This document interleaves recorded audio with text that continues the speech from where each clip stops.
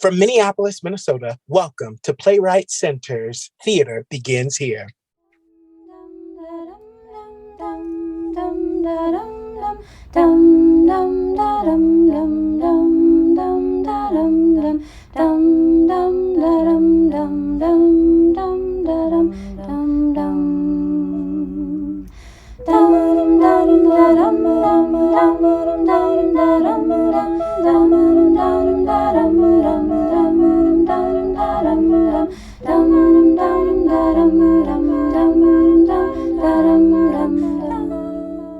Welcome to Theater Begins Here, a podcast for our Playwrights Center members.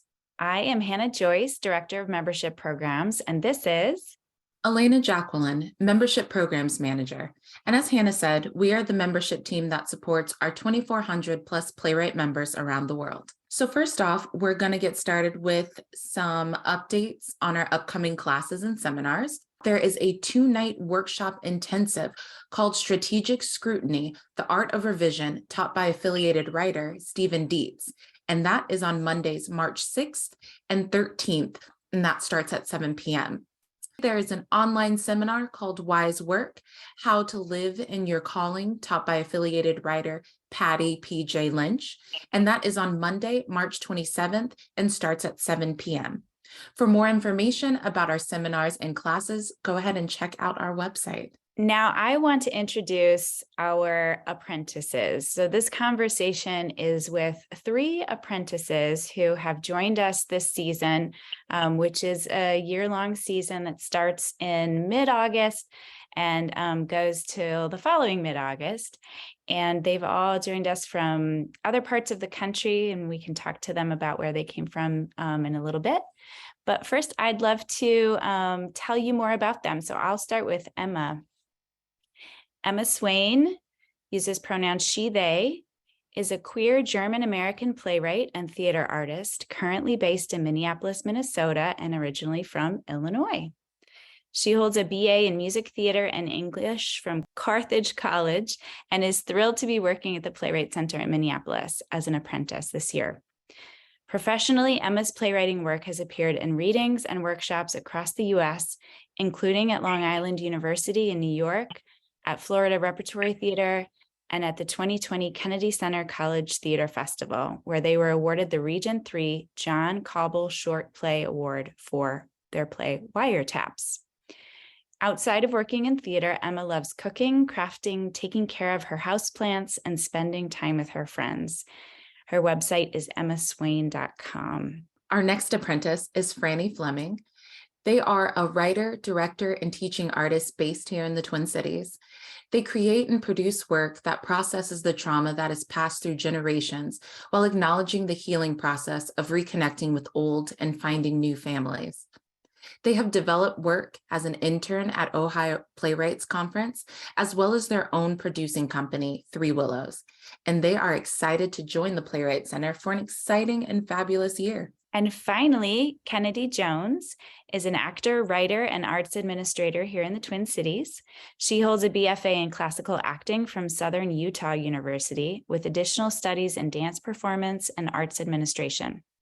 Professionally, she has worked with the Utah Shakespeare Festival, the Shakespeare Project, and Missoula Children's Theater. She most recently participated in the Congress Bundestag Youth Exchange, where she spent a year working in Germany with Theater Orchestra Heidelberg and Gallery Marion Heller. She is passionate about storytelling in all forms and is excited for this opportunity at the Playwrights Center. Her website is KENNJONE.com. So glad to have you 3. So let's get started. Let's jump right in with some questions. My favorite one is, how did you get into theater and how do you identify as an artist? Anybody can go. You can start with... I'll start. Right, we'll start with Emma. I was like, is there an order? Who knows? I got into theater around the age of 9.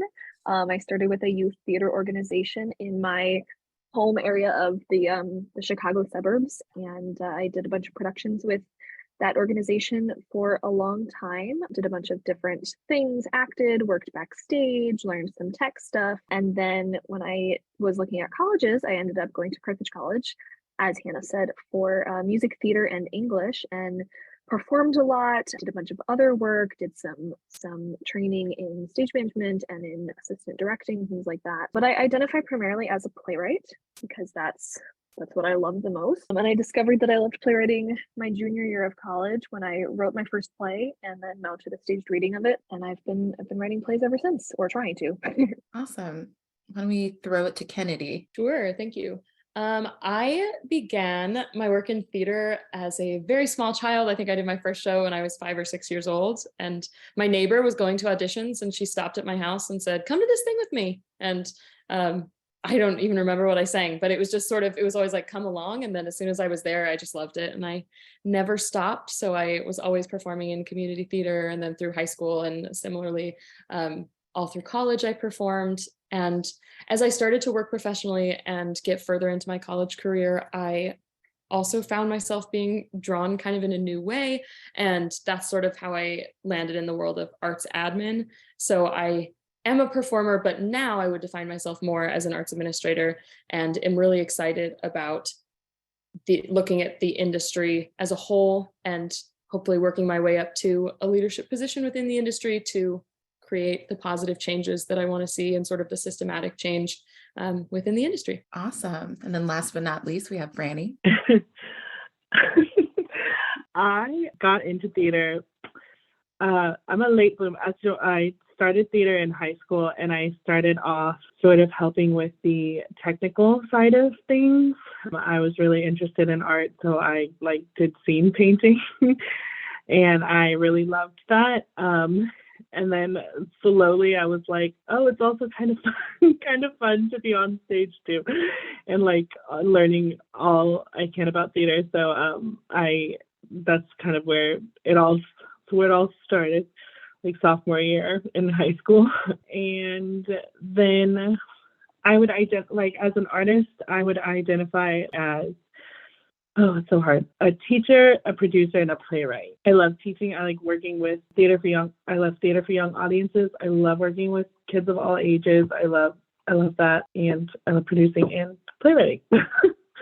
Yeah. So this apprenticeship, I'd love to mention, is both artistic and administrative, and it has evolved over the years from an internship that was pretty short, about a 3-month internship, to a year-long apprenticeship. And apprentices get an opportunity to be in the workshop rooms with the new play development and stage manage in those spaces, and keep the rehearsal running and all of the aspects of the new play development workshop. And in addition to that, there is also office hours where you all are learning the administrative aspects of what's happening at the Playwrights Center and getting to kind of dip your toes into multiple different departments and ways of participating in that process. I would love to hear how you heard about this program and what made you choose the Playwrights Center after you learned more and kind of chatted with us about it. Let's start with Kennedy. Sure. Yeah, I could start. I found this apprenticeship on playbill.com. I will be totally honest, I had never heard of the Playwrights Center, and I saw this job listing, and it just sort of checked all the boxes that I needed it to for this moment in my life. I had just worked on my first brand new play, so it was my first time in a completely new play development room, and I was so excited by the just intense energy. It felt like the rehearsal process I knew, but dialed up to 10. And so I was excited about that. And so it checked that box, of course, the Playwrights Center. And then I knew I was in a moment where I thought grad school could be in the future, but I didn't know yet exactly what I wanted out of that, and specifically what I wanted to specialize in. And so reading this job and reading, you get to do a little bit of this and a little bit of this and a little bit of this, and just getting to be inside all of those rooms in different capacities was amazing to me. When I talk about this apprenticeship, sometimes people are like, oh, that sounds weird. You do a little bit of everything, you're just the bottom rung of every department. And I'm like, yes, but it's exactly what I needed, because now I get to learn from every different aspect. And every day I'm there, I cue in more to exactly what parts of the industry are the parts that I really want to specialize in as I go forward. That's great. Emma, would you like to go next? Sure. Wow, Kennedy's answer so put together with bullet points. I love it. Well, I knew about the Playwrights Center before applying. I won a year-long membership through ACTF, KCACTF, when I attended that in 2020 as a senior in college, and I won the award. That it came with membership, so I was like already into the Playwrights Center because of that. And after doing that year of membership, I was like, this is a place that I really like. Like, this is an organization that seems really cool, and like a place that I think I would fit in well. And then I didn't really do much in theater for 2 years after graduating, because I graduated in the middle of the pandemic, as so many of us did. And right around the end of 2021, I was looking for things, and I was like, where am I going to go next? Because I was living in a city that I hadn't really had a lot of success in and like wasn't super tied to. So I applied to a whole bunch of different things, and the Playwrights Center ended up being the spot that I chose because of, the location, the opportunity, because I was like, I get to do so many different things. And also I was just like, it was top of my list already because I'm a playwright. I write new plays. And I was like, this is going to be so cool to get to see how this process works, to, learn from other writers, to interact with other writers, and, learn a different side of it. And it's really interesting to stage manage from a new play development perspective. It's different. It's a different kind of lift, but I really enjoy it. Franny, how about you? Yeah. So I think there are like two sides to the answer. So I found out pretty much in college that I really loved working with new works primarily, and through my time spent at the Ohio Playwrights Conference, which is a development conference where they work on new plays. And I just completely fell in love with the process there. And so I fell in love with new works. And then the other side of it is I was working with producing theater with my own company. And I was like, oh, it's very expensive to produce theater. It's so expensive to produce theater and be able to pay artists. And a lot of the lift there is helps when you can, apply for grants and get grants.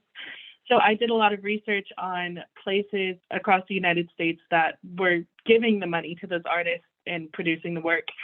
And the Playwrights Center kind of married the two of those things for me, because there's a bunch of fellowships and amazing programs here. And they also develop really incredible plays. So it was a complete no-brainer. This year was my second year applying, and I didn't get it last year. And I was like, oh, I need it. I had my heart set on it, and I still do. And so that's how I landed here. I love that you applied again, Franny, and we did remember you. And if for other people who have applied and not gotten the opportunity, there are always so many people we wish we could say yes to, because there are just so many incredible emerging artists out there.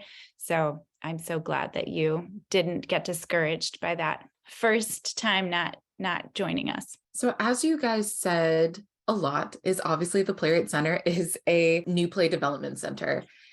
So if you don't like new plays, we are a horrible place for you to be. What I would like to know is what in particular about new works interests you? Why does it excite you? Why does it pull you in? Let's start with Franny this time. So many things. There's not enough time. I guess primarily I have thought for a while now, or I've come to a conclusion that theater is reactionary, and it literally exists within a finite amount of time. When you do it, when you perform it, it only is existing for that live time that's being performed. And so I was like, oh my gosh, for theater to be able to respond to the times, it has in a lot of ways, not every way. I'm you can revamp old stuff, I guess. Whatever. You could also do new stuff. It's not a big deal. But you to incorporate new stories and respond to current events and and frankly also include people from different identities who have been excluded in a lot of ways. Like new works is how you do it. It's how to like portray new stories, how to get identities on stage that you want to see on stage. And like, I don't know, I find it so important in that way, because I think I see new work as the way that we like develop the future of theater. I'm looking to the now for the future. A great answer. I love that. Yeah. I'm going to pass it to Emma.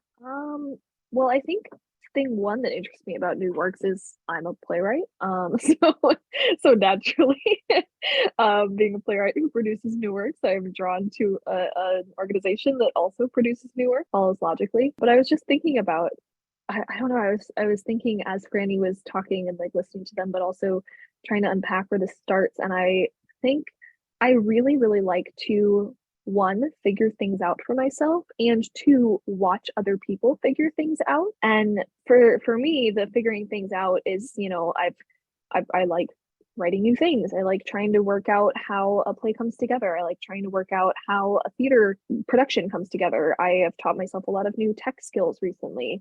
And I really like working those nuances out, and I get super bored if I don't have new things to figure out. I've learned that about myself recently as well. But I also just really love watching other people like come to those light bulb moments. I think that's why I like teaching kids like under the age of like 9, 10, because so much of that age is just like discovery all the time. But they're like, oh, I have 5 fingers on this hand. Oh my God, I have 5 fingers on this hand too. Oh my gosh, I can tie my shoes. I can do this. I can do that. Like, whoa, you're having this feeling. I'm having that feeling too. And I really love watching kids figure that stuff out. Simultaneously, I like watching, you know, my friends learn to cook a new recipe when they're like, I don't know how to do that. I'm like, I'll teach you, or, you know, let's figure it out together. And I think that translates really well to this kind of theatrical work, because I literally get to be in the room while the playwright is like, how do I make this happen? And then I get to watch them decide how it happens, and I get to watch other people collaborate with them and decide how it happens. So I think that's what's at the root of it for me. And also the fact that, you know, playwriting, plays, etc. It just follows. It just fits. Kennedy. Yeah, I absolutely agree, Emma, that the like problem solving, learning as you go aspect of it is really exciting. And another thing I would add to that is this aspect of rules in theater. Specifically in undergrad, I studied classical acting and specifically Shakespeare, where it was like you couldn't cut one word from a line without messing up the beat of it all. And I remember on that first show that I did that was new work, we were like 8 days out from performance and we cut 20 pages. They said, the last 20 pages aren't working, cut it, we'll get you something new tomorrow.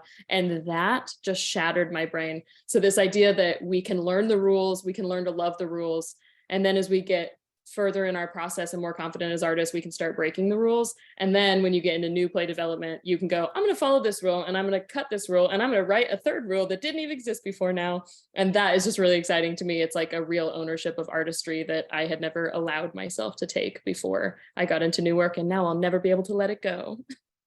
That's awesome. Don't ever let Kennedy touch a Shakespeare piece ever again. It won't come out the same way.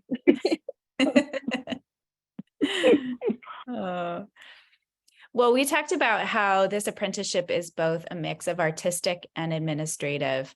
I would love to hear you talk about what a typical work week looks like for you at the Playwrights Center. Let's start with you, Kennedy. Okay. Absolutely. Yeah. One of the biggest things is that we are in workshops as stage managers. And so that is sort of where that artistic brain for me flips on, and getting to be in those rooms with collaborators as decisions are being made and hearing things read aloud and seeing what feedback is. And so that is a very artistic part of the workshop of the apprenticeship for me, is the workshops. And those are not every week because we all sort of take those on, but when you are in a workshop week, that is kind of a big focus. Those are big chunks of time. It's really concentrated artistic effort. They're usually 3 to 5 days all day long. Those are lovely. And then if we're not doing that, we are usually in the office, and that involves things like answering emails and helping members with things, helping research ops. And one of the pieces of this apprenticeship that has been really incredible for me is just being allowed to sit in on meetings. I love a meeting. And just getting to see how they're organized and the different things that are discussed and the different levels of things that are discussed with the different size groups. As a person who would someday aspire to be a kind of artistic or executive director, just really getting to switch on my analytical brain and office brain as I observe the way in which our office runs has also been really informative as I move forward. How about you, Emma? Well, my typical week looks pretty similar to Kennedy's in the fact that we do workshops, we do office hours. Workshops are super fun for me. Those are honestly the highlight of my time here. I love it, and I really love the stage management aspect of it, specifically because it's a lighter lift stage management that I don't have to call any kind of show, which is nice. And a couple of other things that I do that you didn't mention are we have this thing called Script Club, and that's been really, really cool for me to see how that kind of membership aspect functions. I also get to read a ton of different people's work from all walks of life and all different kinds of writing backgrounds, which has been really cool to see the ideas that come out of that. And then we also have a bunch of classes and seminars that happen throughout the year, and I really enjoy being able to sit on those, because something that I'd like to do in the future is teach, probably at a college level or at like a higher education level, master's degree pending. It's obviously the first prerequisite, but at some point I'd like to be able to do that, and it's been really cool to sit in all these classes and learn from these people who are great teachers, or from these people who are great playwrights who are learning how to be great teachers. Both sides of the coin are present in all the classes, and it's been really neat to do that. Franny, are there other things that you've worked on that we haven't talked about yet that might be included in office hours or in the workshop? Well, yeah. Well, first, I just want to shout out Kennedy's TikTok because she's done so much work on that, and it's been really amazing. And I don't know, but I just want to give her a shout out for that. But I would also all the same thing. I have been also able to work with some of our impact team here at the Playwrights Center, and that has been really meaningful, just trying to organize community partners and create a list of resources for the many artists that come through the Playwrights Center, and just kind of I've really loved my time working with both Anna Sophia and CJ Michael, just two incredible humans, and who I've learned so much from, and I really, really, really loved getting to do that, as well as working on I don't want to repeat it. You've heard it. The workshops, they're incredible. They're super fun, and the classes and seminars as well are a super highlight as well. And I'll just mention that another thing you all work on is a really robust database of play submission opportunities that give our members around the world one stop to go to find places to submit their scripts. And that, while it's definitely probably not as fun as being in a new play development workshop, is, God's work, as they say. I also just want to mention how much we appreciate the three of you as apprentices. I know we're going to say it a bunch of times. It's going to be gross and mushy, but whatever. But I just want people to know how intensely and how vital you guys have been to a lot of our programming that's very visible. Such things like the TikTok that Kennedy has taken over, and Script Club, which Emma, you did a lot on the back end and how we reshaped that. And then there's also some internal things that are happening, like Franny had mentioned, is working with literally how the staff is interacting with each other and interacting with our community. And there's just so much deep work that's happening that you don't get to see. And we did not plan for you guys to touch those as deeply as you did. It was just an interest that you all had, and you guys jumped in and took over. And we are so deeply and greatly appreciative of that. So I think that that's just a thing to highlight. You helped me make a bunch of discoveries in all of these new programmings that we have been doing and initiating and starting this season for the first time. So I would love to know what discoveries you've made about yourselves throughout this process so far. And may I stop? Well, and I just want to stop and say that Alayna does not get mushy very often. Like, that is not her comfort zone. So this is high praise that you have all received. I just want to, highlight that a little bit. And now you can answer her question. And now it's recorded so you can keep replaying it. That's right. I'm going to throw it to Franny. Oh, okay. Something I've discovered. Okay. So just talking about working with an organization like the Playwrights Center and working in the impact and engagement department, we're really encouraged to think about ourselves and our lives and as our literal lives, because we're people. We are artists, but we are also people. And something I've discovered about myself, and I don't know how to say this without it sounding so maybe I have to explain it afterwards, that the life I want isn't always the same, isn't in line with the career that I want always. And learning that I need to make time and space to balance that and interrogate that has been really amazing. And then working with an organization where that's encouraged in a lot of ways, and it's still everything, there's always growth edges, right? But where just that discussion is being had, I feel it's really refreshing, and I feel it's uncommon in a lot of, and sad to say that it's uncommon in a lot of spaces that I've been in. But yeah, just that's something that I've discovered about myself, that those two things, the life I want and the career I want, don't always align, and that's okay, and that I should keep them in conversation with one another. Those are very, very wise words. I feel like I want to receive those every day as well. Emma, would you like to go next? Sure. Going to be kind of hard to come off of that, Franny, all that wisdom. I think there are two primary things I've discovered. I think number one is less of a discovery and more a reaffirmation of the fact that I really, really like to be busy and to be doing multiple different things. And I really thrive off that. And I don't mean busy in the sense of I'm working 60 hours a week because I have to pay my bills, which been there, done that, kind of am there all the time.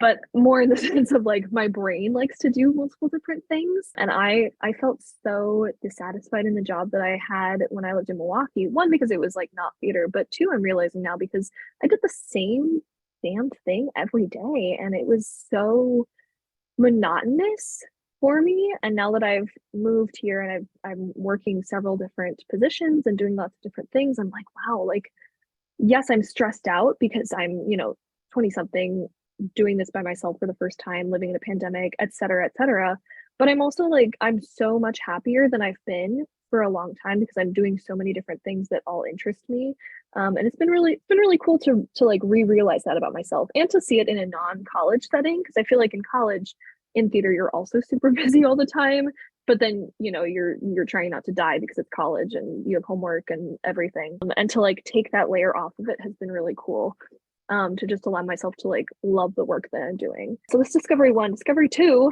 is that I'm a lot more capable than I give myself credit for. Because I would go through college and go through life and be I'm gonna do this thing, or I'm gonna put myself out there for this, and then I would get it.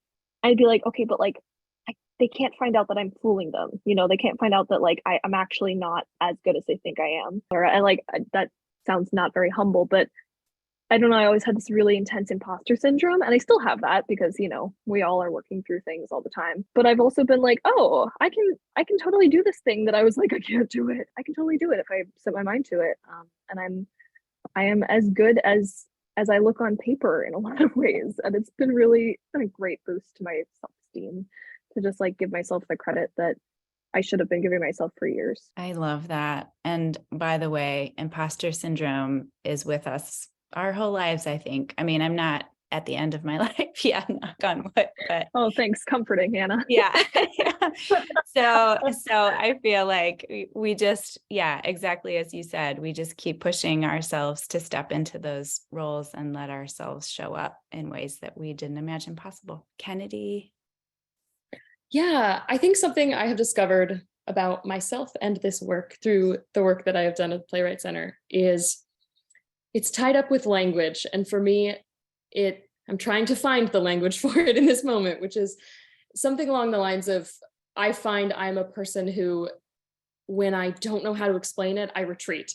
And I think part of the way in which we collaborate at the Playwrights Center is so language focused. Just this morning in the office, Emma and I were having a laugh about how sometimes it's frustrating because we will go over and over and over. What is this word versus this word? And what does this mean? And what does this mean? But that type of investigation of language has challenged me to be much more articulate when I speak specifically about like my passions and wants and career paths. And I think listening to my coworkers talk at the Playwrights Center has made me challenge my thoughts about the limits of language and how can I describe myself as an artist and person and administrator using the right words, and continually challenge myself to refresh that language to make it as accurate as possible. And the belief and discovery of that and being able to articulate it is something I will take away from this that is a huge discovery. And you all are amazing. I love all these discoveries. They're inspiring and very moving. So this may be a little less inspiring and moving, but my question now for you is, what is something surprising that you have learned about the nonprofit theater organization in your time with us that maybe you didn't know about a nonprofit before, whether it's ours specifically or just in general? Emma, you seem like you have an answer. I'll let you go first. I think the answer is everything. Every day that I'm in the office or in a workshop, I have to ask a question and someone tells me the answer and I'm like, oh, cool. Or, and sometimes it's like something that I kind of knew already, but it was just interesting to hear it reaffirmed. So I don't know, that's my really vague answer. I guess the other part of it is it's like how many people it takes to make things like clip along, because so often when you're interacting with a theater from the outside, you only see like 4 people or like, a handful. And I guess that's the biggest surprising thing is I was like, oh, there's like so many, I don't know the actual number, but there's a lot more people than I had in my head. Yeah, not a helpful answer, but there you go. That's awesome. Kennedy, how about for you? Yeah, I think something that continues to surprise me each time I see it is just the length of time things take. And it's neither here nor there. It's just good to know that when I look at these large scale projects that we're taking on at the Playwrights Center, there's just the planning aspect and how far out that has to go. And specifically when you're trying to go about doing those things correctly, equitably, in a good way all around, it takes even more time. The one that comes to mind is like website. We've talked a bit about changing up the website, and it's just hearing the amount of thought that goes into every decision is both inspiring and a little exhausting, but I think that's the world of nonprofit. It takes time. Everything takes a bit more time than I had originally thought. That's a really good one. Yeah. Franny, how about you? I feel like in the same boat as I'm like, oh, like literally everything was something I was learning because I just had never seen the process before. But I think one thing that surprised me, and I'll say it like about the people, and maybe that I would have wished I knew earlier, and that I'm also still learning, is also kind of like what you had said behind not imposter syndrome, but rather like it is a group of people that is coming together to do something and to make something happen. And that's not that's not intimidating. And everyone is there because they deserve, you're giving yourself permission to be there and be present. If that makes sense. I'm trying to like figure out exactly how I'm trying to say it. I'm like, it's not imposter syndrome, but it's like everyone is like just doing their best to make something happen. And you don't have to validate, no one has to validate why they're there, or prove why they're there. And that like goes for everyone in the room. So that was just something that I was nervous about, I guess, being in a nonprofit space and like a prestigious nonprofit space. But yeah, that was something that I learned. I'm like, oh yeah, like just by nature of you being you is what's great about this group of people, all of them. You know what I mean? Yeah, show up as you are and bring your best self. I'm going to let you continue a little bit more, Franny, because you kind of touched on this next question. What's been the biggest challenge for you? Or maybe like what you might foresee is going to be a big challenge? Oh my goodness. Okay. Does it have to, the biggest challenge, because we're talking about the apprenticeship as a whole, I think really hard if you're not from Minnesota. I'm from Texas. And I lived here just a little bit before I did the apprenticeship. The biggest challenge has been to finding community right off the bat. It's hard, and everyone has open, like a lot of people at the Playwrights Center, they have open arms, right? And I do want to keep it like about the job. I'm like, but finding community outside and making friends, which is like we're talking about, like nourishing the life you want, right? Is just as important as the career you want. And that for me, like, has just been it's been so hard to make friends and to like just meeting people as an adult. Am I right? You know, just all of those things. I think that has been one of the hardest things because, you know, to show up as we are, right, we need a solid foundation and a solid, like, we need to feel grounded. And part of that is finding community and finding your people. And it takes a while. It's really worth it when you find them and when you're able to find people. And they're there at the Playwrights Center too. Yeah, I would say that has been one of the hardest things for me. And something I'm still challenged with, you know. No, that's super fair. And I mean, that happens when you move out of state anywhere from city to city. I will say, and I think we talked about this too, Franny, before, is that Minnesota is a little bit different and how it can be sometimes a little bit insular. Everyone is nice, but there's still, but they have their friends already. And it takes you making a lot more effort, I think, than places that I've been before to reach out, and then you feel weird because you have to be consistent with it, and you're just like, am I bothering you? And you're usually not, but it just always feels very weird. I felt the exact same way when I moved up here. Me too. I was also a former intern, so I moved here and then left and then came back, and I was like, does anybody even remember me? I felt that too, and I'm, you know, from a southern state. It feels very cultural. Like everybody assumes you just have your friends and your people, so they don't realize that when you're reaching out, it's because you're actually looking for a new community. But yeah, Alayna's right. I've found you do have to work harder, but the more you kind of, once you're in though, like you're in. Yeah, I think for me, one of the biggest challenges of this apprenticeship is also its biggest strength, which is that it lies in that middle ground between like a learning opportunity and a professional opportunity, because it is both. It is a job that we're paid to do, and yet we are here to learn about the organization and the industry. And I think the challenge in there is just finding how you navigate those two things and allow yourself to kind of bump up against those two things. And for me, sometimes that looks like challenging myself to speak up when I know that I have something to contribute to a conversation or a meeting, where sometimes the voice in your head is, no, I'm just a learner, I'm here to learn. And it's like, no, I can contribute. And other times it's the other way, where it's like, okay, I have been contributing a lot. I think this is a moment where I need to step back and see what I can learn from this. So yeah, just navigating that balance and staying in the middle of those two things, which is one of the wonderful opportunities that this apprenticeship affords. I'm just gonna yes and all of the things that have been said.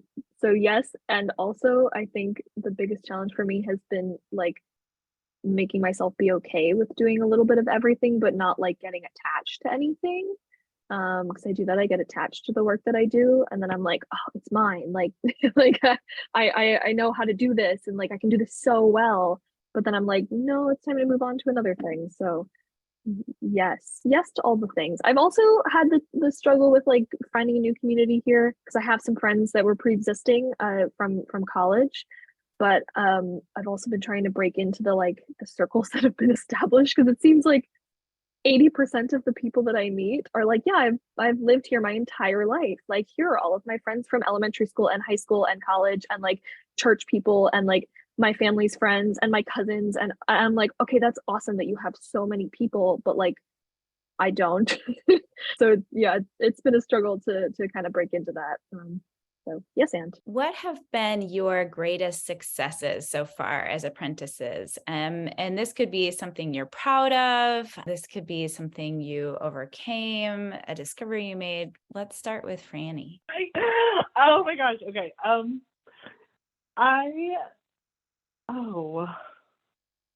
don't know, which I hate saying it makes me sound like I'm not successful at all. Like, no, it's been great. I'm trying to think.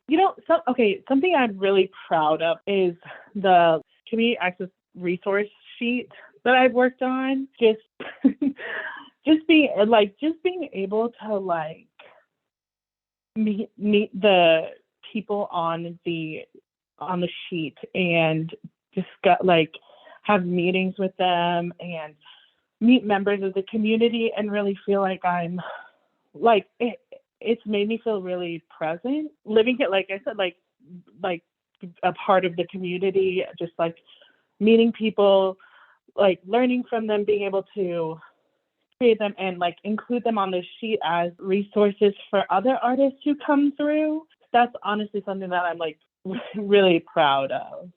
So yeah. That's awesome. How about you, Kennedy? Yeah, something that has been amazing from this experience is, I call it my strengthening of my I can do that muscle. And it comes up in interesting ways, but sort of in every way within this organization. And it sort of started maybe in the finding and posting of opportunities where you're writing things out and then you go, wait, I could do this. Like, I actually fall into this category. I could maybe write and submit something for this. That was an example in the classes and seminars that we get to TA for. Those teachers are incredible. And sometimes they'll take a moment to say, well, what do you have to add, Kennedy? Are you writing anything right now? Would you like to try this exercise with the class today? And again, it's that, oh, hey, maybe I could do this. And that's exciting, being in a room and getting to have a discussion with a playwright who says, that's a great idea. Thank you. And you're like, hey, I could do this. And I think it just has like really compounded for me as it has gone on and sort of culminated maybe in the earlier mentioned TikTok. And I have to give that praise right back to Fran, because they sort of advocated for me at the start of that project when my muscle wasn't quite built up yet. And they said, Kennedy, I know that you could do this. And so it comes from being with people who support you and also just listening to that voice and amplifying it as you continue through. But yeah, that's something I'm really proud of, is I think from 6 months ago when we started to now, I am definitely in a place where when I am presented with something, I am much more likely to say, hey, I can do that now, instead of shying away from it. I love that. Emma? Once again, yes, anding. I think specifically my greatest success has been just like being able to pull together all of the different skills that I've accrued over the past X amount of years, in college, out of college, before college. Like, this position has really made me flex a lot of muscles that I haven't flexed for a while, and muscles that I forgot that I had. And it's been really great to be like, oh, like, yeah, I do know how to do that tech thing. Oh, I do know how to do this, like how to set up this, report or whatever. Oh, I do know how to talk to this person. So like, yeah, more of what Kennedy was saying. And I'm also like really proud of myself for being a little bit more assertive about my role as a playwright and my what's the word that I'm looking for? I guess, once again, ability to do things as a playwright. Like Alayna said earlier, I worked really heavily on Script Club previously in the year, and I'm continuing to do that and hope that I will continue to be involved because I really like Script Club. But I submitted a play to Script Club, and that was an interesting experience getting all that feedback back. But I've now, since then, looked at that play that I've been stuck on for a while and made some major revisions, and I'm really happy with where it's going. So yeah. That's wonderful. Well, this is probably the absolute worst time to ask this question, as it's about to snow for like 2.5 days straight. But it's a question we always get. Is winter here as bad as people think it is? I'm Emma, you're from Wisconsin, so I feel like you should be used to this, but I tell me. am not from Wisconsin, Alayna. Oh my gosh, no, but you came from here. That was like the last place you were Yes, before. yes. I am from Illinois. I am from Grays Lake, Illinois, which is a northern suburb of Chicago. But I lived in Milwaukee for 2 years prior to moving here. So, but I mean, they're in the same, the same weather channel. I'm a meteorologist. That's correct. I don't think winter is as bad as everyone. I think it's two-sided. Like, on the one hand, before I was about to move here, my friends that lived here already were like, "You're not prepared for the winter. It's going to be terrible." And I was like, "I think it'll be okay." And on the one hand, it has been okay because, like, I'm used to winter. I grew up with it, etc. On the other hand, I was not prepared for how persistent the winter is here. That, like, in Illinois and like Chicago and Milwaukee, winter is terrible for like 2 weeks, and then it kind of tapers off, and then you get a couple of weeks of like, it's okay, it's cold, but like you can deal with it. And then we get winter again for a couple of weeks, and it like goes through this cycle of like being mean, and then like you don't really realize it's there anymore. Whereas in Minnesota, the winter is just like, I am here all the time and you cannot get rid of me. And that's really been the biggest surprise for me. But yes, so now you all know that I am not from Wisconsin. I am from Illinois. I'm so sorry. I meant that you came from Wisconsin. No, oh my gosh, you're fine. It's really, my family lives 45 minutes from the border. So all of my relatives that live elsewhere are always like, "You Wisconsinites," and we're like, we are not Wisconsinites. It's a very very different place. And then Franny came from Texas. How do you feel about this life? The question is, the winter is bad? Yes, it is. It's cold. There's snow and blizzards. There's also okay, I have to say this, and y'all should still apply for the apprenticeship, but you can get vitamin D deficient. You can get vitamin D deficient, which I found out through trial and error. And that happens because you don't get enough sunlight. The winters, and I'm coming from a place that's mostly sunny. We get snow one time a year. So I have to be real with you guys. But also, I'll say with this caveat, which is what someone told me, the winter is only bad if your gear is bad. So if you have your jackets, and if you have your vitamin D supplements and your lamp, and you have, if you have a dog, make sure you get a dog jacket and little things to protect their feet. If you have yak tracks as well, shout out to Hannah for telling us about yak tracks to keep you from slipping. Then then you're prepared for the winter. It's definitely something that you have to prepare for. And I feel like there's a compromise wherever you go. Like where I'm from in Texas, there was 12 tornadoes a year, all the time. There was a lot, and there's a ton of things. But yes, the winter it's a lot. And don't listen to who tells you it's not. And listen to Franny. Franny's not going to lie to you. I love all that advice. It's like, you got it. Yes, that's exactly right. And then Kennedy, you're from the Midwest. How do you feel about this? That was slick, Alayna. Wait, I know the answer. I know finally where she's from. Do you want to Idaho. correct here? Because it's not the Midwest. Idaho. Idaho. Idaho. No, I'm kidding. I have two very small tidbits to add, which I feel like could be helpful. One, I moved here without a car. Just that's the city I was coming from. I didn't have one. And I will say, yes, the winters are harsh, but I have been able to get everywhere that I have needed whenever I have needed to, whether that is by foot, by bike, or by bus. So that is just helpful information that the snow is there, but it's not stopping me.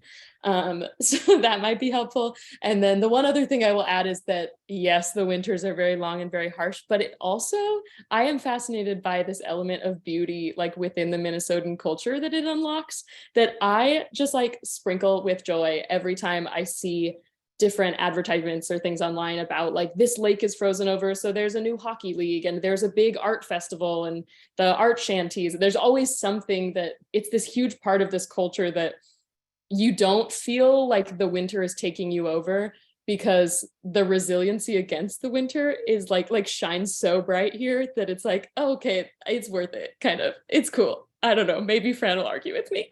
I'm not going to stand on a frozen lake. That's what I'll say, because I'm not falling in. That's all I'm going to say on that. Emma, People get so much nicer here during the winter, which is the complete reverse of what I experienced in Chicago and Milwaukee. People are absolute crabs there during the winter. Whereas people here, like my car got stuck, one morning going to work, and like 7 people just kind of swarmed out of the houses around me and were like, "Hey there, do you need some help?" And I was like, "Yeah." that's awesome.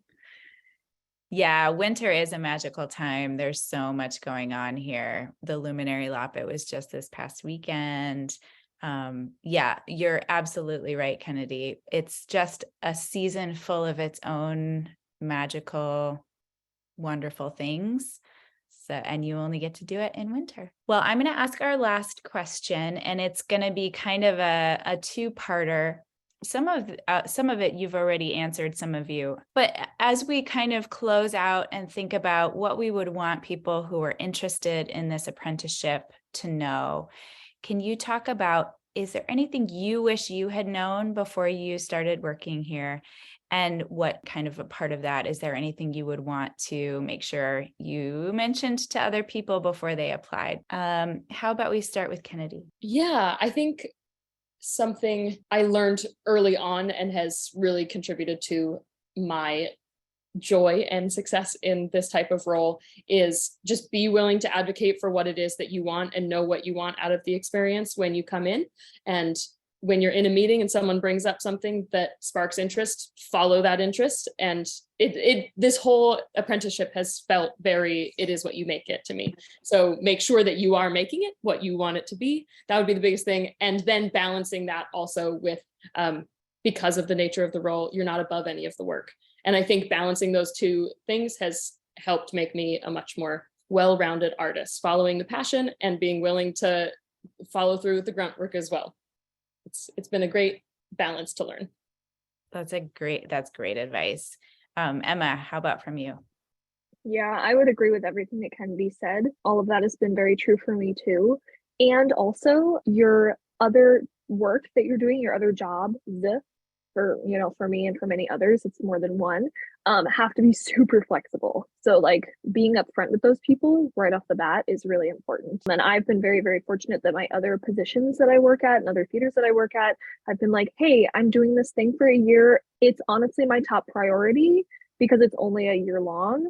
Can you work with that? And they've said yes, which has been really, really great. But if they're not able to do that, then that additional job is not going to work out for this, because my hours change all the time. All of our schedules change all the time. Like you might have those couple of days where you know that you're going to be in the office on an off week, but oftentimes I'm like working Monday and Wednesday and Thursday, and also Thursday evening, and also a little bit of Wednesday morning, and like maybe an hour on Tuesday if I have some spare time. So it's very much like piecemeal, like puzzle pieces of putting the schedule together. And if your other positions won't work with that, then it's not going to be harmonious. So that would be my like warning to anyone who's thinking of applying. Make sure that you can make it work with the other jobs too. That's also super good advice. And Franny, from you. Yeah, I'm going to say it again because it was so important. Ask for what you want, because what's the worst that could happen? Literally. I mean, you've got to ask once you're in the place. The people at the Playwrights Center are really open to meetings. Literally every other every department, because we work directly with Alayna and Hannah, so they already know us. We get to talk to them. But like every other department, they want to talk to you. They want to know you. Ask them whatever you want to ask. Just ask for what you, in fact, and advocate for other people as well. But like ask, you got to ask. You got to ask. That's from Franny. Love that, Franny. Love that. And I'll just add one last thing, which is that for folks who are interested and do apply, we really want to know that you're interested in this holistic experience that, Kennedy, Emma, and Franny have all laid out, that it isn't just the new play development workshops, it's also administration, it's all of these aspects. And, we want to have people with us who are really interested in growing as whole artists and administrators. So be sure to include that in your letters to us so we understand how this will benefit you in all of those ways. Well, it's that time where we ask the most important question of this time. Why did you freak out, Kennedy? I just fully forgot that this happened until right now. Oh God, I'm okay. I'll think about it. You should have known that this was happening. You do most of the transcripts. I know, that's why I'm so mad at myself that I didn't prepare. Okay, so Hannah and I, we can go first to give you guys some time to think. But at the end of every show, we always ask, where does theater begin for you? It can be today, in this moment, in general, but we'll go first to give you guys some time to think because all of you look like you're in deep thought. Yeah. Do you want to go, Hannah? Do you want me to go? Sure, I'll go. And I'll just say, Kennedy, I usually just take this conversation and kind of like am in it and then it comes out. So don't feel bad that you didn't prepare. There's no homework. It's just a conversation. There's no right or wrong answer. So for me today, theater begins in a space of asking what it is we want for ourselves in our own artistic journey. And the answer is different every time, but taking those moments to ask ourselves, what journey am I on right now? And where do I want to go? I feel like I heard a lot of you talking about asking ourselves those questions. Yeah, I think it's ditto for me. Theater begins with the charcuterie board, that sampler, and you got to ask for what you want. And you just take the pieces that you need. And if you realize that you like something, then you need to go to the waiter and ask for the full meal. It was the weirdest analogy that I decided to think of, but that's what I think an apprenticeship is you just sample everything and then you need to go to whoever you need to go to and ask for the whole meal once you know exactly what you want or what you want to explore more of. Yeah. Does anyone else want to go next? Okay, Emma. I also had a similar reaction to Kennedy when I heard this question because I was like, I knew that was coming and I didn't think about it. But the answer has come to me through our discussion, as Hannah said. For me, theater begins with trusting yourself and giving yourself the credit that you deserve for the work that you're able to do and the ideas that you have in your head, and that you are someone who belongs here and is allowed to take up this space, is even deserving of taking up this space. Yes. Franny, I'll ready? I'll go. I feel like theater begins with appetizers and a drink. And you can take that metaphorically and literally. I love it. There you go. Do we get dessert? If you ask. Okay. All right, Kennedy, it's that time. It's the worst. Yeah, I mean, everything Hannah said, everything Emma said, like it's that trusting yourself, being there. I would say theater begins when you show up. You got to show up and do the work and trust yourself and your collaborators. I'm going to say that sentence again. I spent the last 4 minutes getting hung up on the charcuterie board analogy and the fact that I'm a vegetarian and trying to make a witty joke out of it. And I couldn't do it. And now my brain is eggs. You need bruschetta and so Right? hummus. I was like, there's a joke in there that like this internship is a charcuterie board and I'm a vegetarian. But I couldn't find it. Something. Yeah. Theater begins when you show up and you trust yourself and your collaborators and you do the work. Well, I'm so glad that you all showed up, that you all asked to be here, that you all keep asking really amazing, deep, hard questions of yourselves and of all of us at the Playwrights Center. Yeah, and I'm not going to say anything mushy because I already did. Thanks for. I want another mushy response.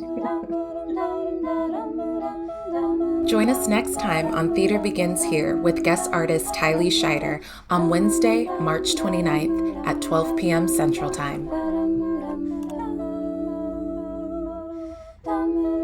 Thanks for listening to Playwrights Center's Theater Begins Here.